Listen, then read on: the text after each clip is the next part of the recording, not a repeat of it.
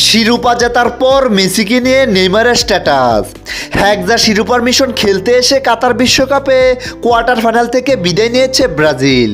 তবে বিদায় নিলেও টুর্নামেন্ট থেকে চোখ সরাননি ব্রাজিলের পোস্টার বয় নেইমার। চোখ রেখেছে সতীর্থ মেসির দিকে। তাই তো পুরনো বন্ধু মেসির শিরোপা উৎসব এড়ায়নি তার চোখ, ডেকেছে ভাই বলে জানিয়েছে শুভকামনা। মেসি যখন কাতারে বিশ্বকাপের ট্রফি নিয়ে আনন্দ করছে সতীর্থদের সাথে, তখন রিউডি থেকে শুভকামনা জানিয়েছে নেইমার। দুজন বেশ ঘনিষ্ঠ।